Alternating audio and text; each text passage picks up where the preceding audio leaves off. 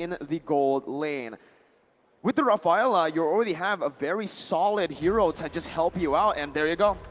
Boom, bang, bada, bing. Wolf's knowledge has rubbed off on me, The dude. Brody. The prediction coming from Miracle right there. Very good pick here. Brody also really good against a lot of assassins in the meta. And it also does a lot of burst damage. Because Falcon, they need to make sure that the enemy is super dangerous, but we're going to go into game. All right, in the game, straight off the bat, based on the drafts here, Incendio Supremacy have a lot of anti-CC. They can get out of a lot of the CC, that lockdown pressure that Falcon has. Again, Tianzi, on that Martis, you have a real-world inflation that is very hard to cancel out now. And on top of that, you also have the Holy Healing giving you a little bit more mobility. Eye for an eye for Benedetta, a whole lot of mobility. So just the CC, is it enough from Falcon Esports to really lock down the targets coming in from Incendio Supremacy? I think there's a lot of CCs coming out from Falcon, right? Like, they can match the CCs towards the CCs as well. The real-world manipulation, technically, that is an infinite. I would say I may be a bit making it a little bit too big, but I feel like that's a 90% slow. It's almost like a stun, right? It's almost like an immobilize. And the one thing I want to mention is, regarding Kadita and all those kind of character assassin type of characters, if they don't show up, if you just hit in the bush, that itself is a CC in its own. Because if you don't know where they are, that's a mind control, right? Like, you cannot really send your hand. You cannot really like just, show your real-world manipulation, because you know the Kadita's going to target you. You know the Ling's going to target you. Same with Glue. Now, at the same time, Alien have to be worried about Naomi, because Naomi is going to be staying on top of Beatrix to make sure the backline has enough room to do damage. The moment he jumps in with whatever combo you have in your sleeves, that's when Naomi show up with Divine Justice and bring down the kill. So let's take a look at the player comparison right here. The player comparison between Ken from the side of Falcon and Tianzi from the side of Incendio. I think, yes, the stats doesn't really accurately depict the full picture, because Tianzi has shown that he can play the Fredrin, whereas Ken is very heavy on the assassins. You know, a bit more aggression coming in from Ken. Number one first blood still. He's very aggressive early on, but I think we are going to be jumping back into the game for me to really look at the emblems again, right? Yep. What did they take? Ken, Demon Slayer. Means that maybe he's not going to be that active on the map. He might just be actually opting to go for farm. This is where it gets really rocky, in my opinion, for the Ling, right? Because Tianzi's gone from the Demon Slayer too. He's going to have a better time in the clear department, and that's where the Ling can be really vulnerable to these invades that Incendio can set up for, because they have a better wave here in the mid lane. Oh, here we go in the mid lane. Tianzi's going to find a little bit of poke into his HP bar, and it's going to be Falcon taking the Lethal Wonder in the river. I think that's a good fight for the side of Falcon, right? That's some stats that Ken desperately needs. Got to get to level 4 as quickly as possible. I think what Falcon have in their draft is a lot more flexibility, right? We've seen how the power of a Kaja can counter-engage. You don't need to force your Kaja to force that engage with a flicker. You can also play a Kaja passively. You catch the engager from the side of Incendio, drag him back, and reverse that person down. Well, here you can already see Tianzi is going to be able to actually clear out a bit faster, rotating already around the gold lane. Whoa! Oh, a little bit of damage onto Zipix, but the goal is pretty clear, and Tianzi will take the small camp on the bottom side. Yeah, no biggie for now. I think a lot of focus from the side of Incendio at the bottom side. Naomi is there trying to make sure that the peel. But another thing that we also have to talk about, Mirko, is Incendio does have some form of rush control, because with the way the Rafaela works, right? I think it's the first skill that actually reviews the members inside the brush, even though there's no vision. I like the fact that both teams are playing around their winning lane. Incendio rotating most of their resources over to the Brody lane. That is a bit more of a bully. But Alien... Here we go on the top side. Alien jumping in, finding a lot of damage. Yellow flash. Open will be petrified, taking down very low. And pop the split just to stay alive. But here comes H. Here comes the jungler. Tianzi got taken very low. As first blood goes to the team side of Falcon. It is exactly what we're looking at, right? Ken even using the Tempest Blade to get out away. I love the play coming out from Falcon. They identify who to target down. That is the jungle down, but it's going to be Incendio. They need to try to reinforce Divine Justice into the combo of Justin, and it's going to be another kill to Falcon. They take this fight, and they are making a move to the turtle. Falcon already, again, not only are they winning in these skirmishes, but they're also controlling the neutral objective game. It looked really good for Incendio Supremacy with a lot of HP, but that's when Falcon actually utilizes that to isolate these members, splitting them apart and putting them in a false sense of security. Yeah, looking at the items right here, ladies and gents, it's going to be the Brody Sunshine going straight for the BOD. Whereas if you notice, it's going to be, I believe, halfway through. I think there's some confusion for the side of Zepex whether I want to go for the BOD first. But I feel like he needs more, maybe even a Hunter Strike or even Blade of Hephaestus as well to benefit from the render shots. It's very, very tough now for Incendio Supremacy. 1,000 gold lead with the composition around the gold lane. I think the main problem for Incendio Supremacy is they were playing towards their weak side of the map. Alien, sure, he's been popping off. He's been making a lot of good plays, but against the glue, there's not really much kill pressure you can put on him. It's actually going to be Alien who wins out in that lane. That's why Falcon's been playing around the XP lane. Incendio should utilize the Brody lane, where he can actually bully the Beatrix and try to look for the trades that we saw in the keys to victory. Cross map. Ken looking for a little bit of poke. Yellow Flash already finding his way into the fight. And Alien's looking to fight back to keep the jungler healthy. But it's 40 seconds until the turtle. It's 40 seconds until the turtle. There's no reason why these two teams should fight there. Another benefit from the side of Alien is that, yeah, with the emblem currently, so that he could just regain and heal so that he could sustain that fight even longer against that glue. Another benefit about the Benedetta is that I can clear the wave quickly and then rotate even faster, and there's also that potential. Bottom side, here comes Divine Judgment, and the hook is real, damage ready!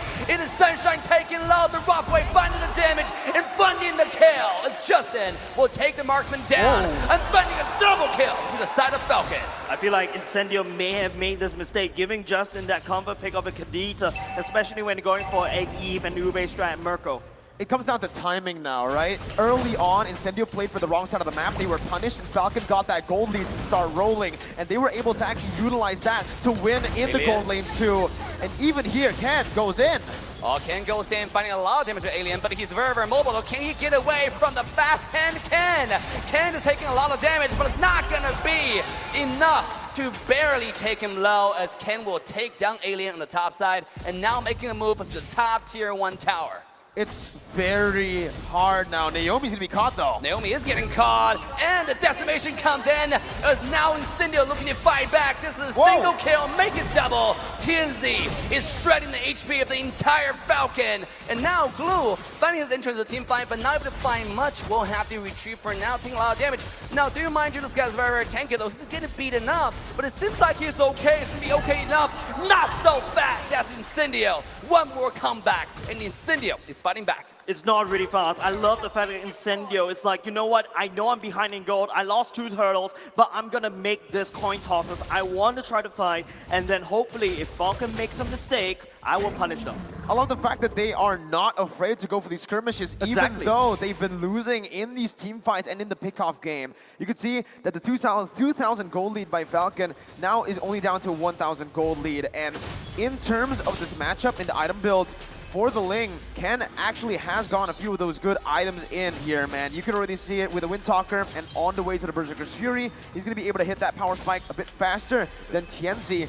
And even when it comes down to the Beatrix-Brody matchup, Brody not really getting much done in the gold lane. It's Beatrix who has more gold to play with, and if she scales up faster and is able to actually force Sunshine to fall off earlier on, it's going to be very bad for the Brody. Gee, this is actually really interesting, right? Naomi, the top 1 in total MVPs, win and lose in total throughout M4 series, 8 MVP. I mean, Naomi will be feeling very good about himself. No, he doesn't have to feel good about himself. We all feel good about Naomi. This guy has made a god of himself. Speaking of that, this is Falcon now starting the turtle. Oh, here comes the Alien, makes his entrance to the team fight. Divine Judgment immediately issued on the Alien, who is able to get away, but TNZ funded entrance to the backline. Buff wave being issued just to get himself away. Ken, they're looking for the damage to TNZ, who's getting away. The heal is absolutely insane. Yellow Flash onto the backline, onto Apex 47. He's a little bit too tanky for the damage off the glue, but now Falcon is retreating back to the turtle as they want objective over more skirmish. Incendio, I think they have to be a bit careful. I definitely feel like Falcon should take this turtle right here, and that's where you see the Rafaela start to pop up, try to show up. Just in case if TNZ overheats a little bit, you have the bonus movement speed and heal to run back. The way Falcon are playing, right, they actually are winning out in these prolonged trades that should be in favor of Incendio Supremacy based on how much damage output they have. But guess what?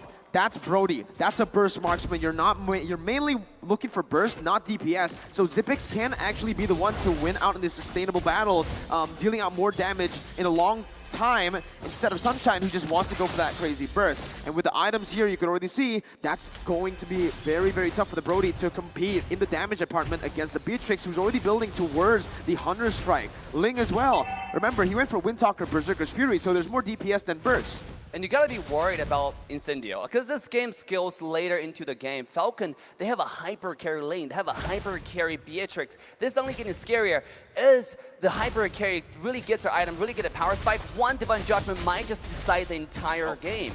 Speaking of in the middle lane, might look a little suspicious here. Naomi coming in to flicker. Oh, and the TNZ will be targeted, beaten up, taken down, and into the buff range to the back line. Killing spree goes up Ken, and the Falcon secure the entirety of the fight.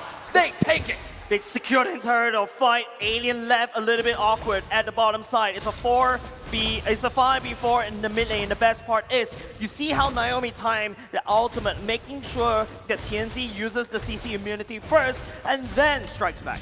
It's like it came off a dream, dude. Oh my god. As a Kadena player, there's nothing you want more in the world than to get a 3-man knockup, bursting them down and setting up for your team. Fcon have been utilizing their weapons so well here, rotating, being active across the map, and Justin again. One more time, Justin finding the wombo combo on Alien, who beautifully the skill to the dodge, not Justin in trouble. The railroad manipulation will find him dead in the black and white screen. Incendio fights back, but yet this is still an uphill battle for Incendio, as now Falcon's looking at a really comfortable spot. Speaking of that, Naomi might find himself between a rock and a hard place here, taking a lot of damage. He will be absolutely obliterated. A beautiful combo from Incendio. They fight back, and they're now making the move to the Lord. Respect is the name of the game. Fcon, initially 2k gold lead, down to 1,000. Why? Because they got too comfortable. They started disrespecting Incendio a bit too much, overextending into the enemy territory. And now you're seeing a little bit of the same. Fcon needs to understand that their lead right now and their heroes will actually fall off later on, right? Incendio will have a lot of resources to actually negate a lot of the CC coming in. So Fcon needs to stay disciplined, needs to just go, and they are exactly doing that, committing onto the Lord. Committing onto Lord, Ken will definitely take that away. I think that's another factor from the side that's working very well for Incendio, is TNZ is actually starting to snowball. If you notice that previous catch from the side of Justin on top of Alien earlier just now, using that timing that second skill to that T is simply beautiful, Merkel. It is very, very beautiful. Ooh. And now we're gonna take a look at the items again. Ken has actually completed the Endless Battle too, so at this point, we said it earlier on, the amount of damage he was doing in these team fights is more DPS. Now with the Endless Battle, the Berserker's Fury working on, whoa, he's actually going for a BOD here, not penetration, no Malefic Roar, no DHS. He wants to deal more damage on towards the back line, and as you can see, from Rosa, there's no physical defense just yet. He's gonna be melted down if Xyp9x and Ken can go for it. Or Justin. Speaking of that, here comes Divine Judgment and getting Apex 47 onto the back line. He's able to use the flicker to get himself the way to safety though, but not so fast for Alien, who will be taken out of this planet, taken out of the land of Dawn, as now Fcon knocking the front door of the side of Incendio. They have one more wave come towards the middle. Here it comes, Yellow Flash, putting those fake damage into the front line, trying to zone everybody away, but beautiful railroad manipulation will make sure the entire Fcon backs away from the high ground towers. That was a very beautiful defense coming off from Incendio. Not only just the fact that they identified the minions is the main problem,